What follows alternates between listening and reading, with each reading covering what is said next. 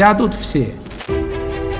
Արդեն մի քանի օր է, ինչ Բարգավաճ Հայաստան կուսակցության առաջնորդը կալանքի տակ է։ Հանրության շրջանում սա որակում են որպես քաղաքական հաշվեհարդար։ Մարդիկ ասում են Նիկոլ Փաշինյանը սպառնում է բանտեր ուղարկել ու ունեզրկել բոլոր նրանց, ովքեր համաձայն չեն իր քաղաքականության հետ։ Հայտարարություն արեց, որ հերթով բոլորին տիկալանավորեն։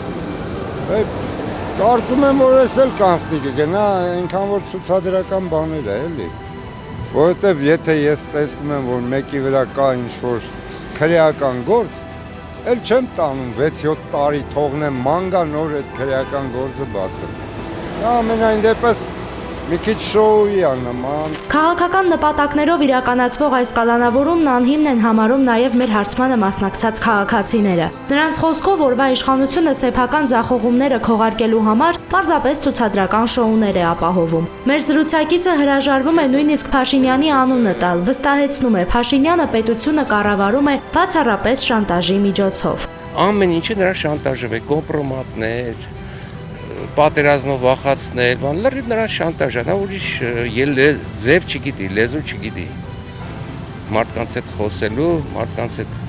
փոխանակ համոզի շանտաժ է անում, ամեն կերպ շանտաժ է անում։ Մարդիկ հիշեցնում են ԲՀԿ առաջնորդի ներդրումները, տարիներ շարունակ ստեղծված բիզնեսները, ապահոված հազարավոր աշխատատեղերն ու բարեգործական ծրագրերը։ Այժմ հարցականի տակ է թե այդ նախագծերի եւ թե туриզմի զարգացման ուղղված մեծածավալ ծրագրերը, որոնց թվում էր նաեւ Հիսուս Քրիստոսի մոնումենտալ արձանի տեղադրումը։ Քաղաքացիները տարակուսած են, ի վերջո ինչ մեղքի համար են պատժում խոշոր գործարարին։ Հայաստանի համար շատ բաներ է արել։